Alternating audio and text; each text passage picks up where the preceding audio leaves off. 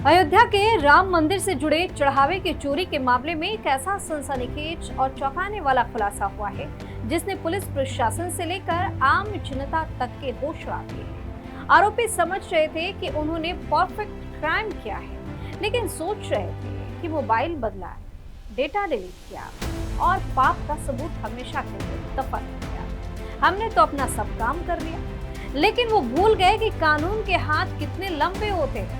जिन chats को आरोपियों ने हमेशा के लिए मिटा हुआ मान लिया था, साइबर सेल ने पाताल से खोदकर वही चैट्स बाहर निकाले। करीब 1 साल पुराना डिलीटेड डेटा अब इस महापाप का सबसे बड़ा गवाह बन चुका है। इस स्टोरी में आपको बताएंगे कैसे डिजिटल फॉरेंसिक इन शातिर चोरों की पूरी कुंडली खोल कर रखी है। नमस्कार, वीके न्यूज देख रहे हैं, मैं हूं आपके साथ कृपा।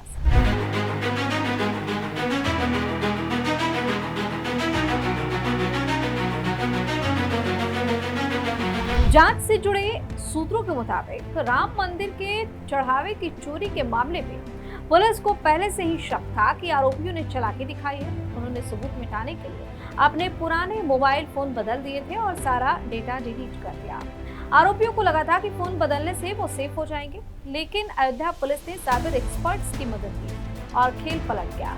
फॉरेंसिक जांच के दौरान साइबर सेल ने न सिर्फ आरोपियों के पुराने मोबाइल का पूरा बैकअप हासिल किया, बल्कि करीब 1 साल पहले डिलीट किए गए चैट्स, डेटा और दूसरी डिजिटल जानकारियां भी रिकवर की। इसके साथ ही मुख्य आरोपी अविनाश शुक्ला और अनुकल्प मिश्रा के नए मोबाइल फोन का डेटा भी निकाल लिया गया। अब पुलिस इन सारे डिजिटल रिकॉर्ड्स को केस की टाइमलाइन से जोड़कर कड़ी से कड़ी मिला रही है।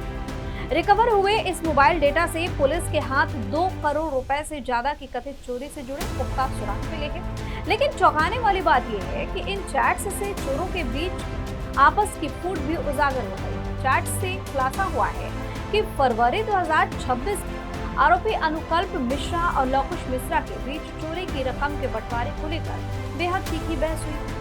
अनुकल्प ने लौकुश पर आरोप लगाया था कि उसने चोरी की बड़ी रकम अपने पास दबा ली और उसका पूरा हिस्सा उसे नहीं दिया। यानी जिस मंदिर के चढ़ावे को इन आरोपियों ने मिलकर लूटा, उसी के पैसों के हवस ने इनके बीच ऐसा दरार पैदा कर दिया कि आज ये सब सलाखों के पीछे पहुंच गए। चैट्स का बैंक खातों से मिलान और काले धन से ऐश। पुलिस अब सिर्फ इन चैट्स के भरोसे नहीं बैठी। जांच टीम इन चैट्स में लिखी रकम का मिलान आरोपियों के बैंक खातों में ट्रांजैक्शन से कर रही है। अगर चैट्स में लिखी हुई रकम और बैंक रिकॉर्ड्स आपस में मैच हो गए तो ये अदालत में आरोपियों के खिलाफ सबसे अकाट्य सबूत होगा।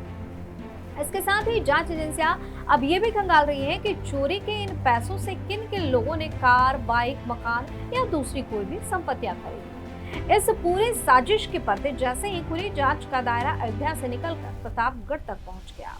जांच में पता चला कि मास्टरमाइंड अविनाश शुक्ला ने चोरी की रकम से एक कार खरीदी।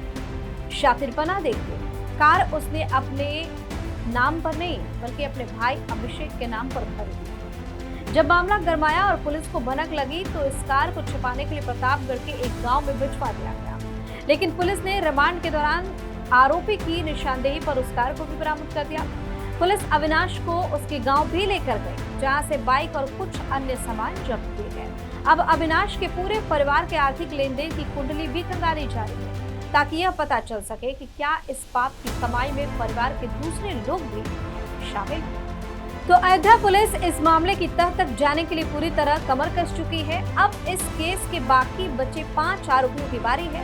कोर्ट से हरी झंडी मिलने के बाद जांच अधिकारी की टीम जिला कारागार भी पहुंच चुकी है और अब जेल में बंद 5 आरोपियों से पूछताछ की जाएगी। ऐसे में माना जा रहा है कि दान घोटाले में जल्द नए कई सबूत निकलकर सामने आ सकते हैं और कई बड़े खुलासे भी हो सकते हैं। आपकी अपनी राय क्या है? कमेंट करके मुझे बताइए। चैनल को सब्सक्राइब कीजिए, वीडियो को लाइक और शेयर कीजिए।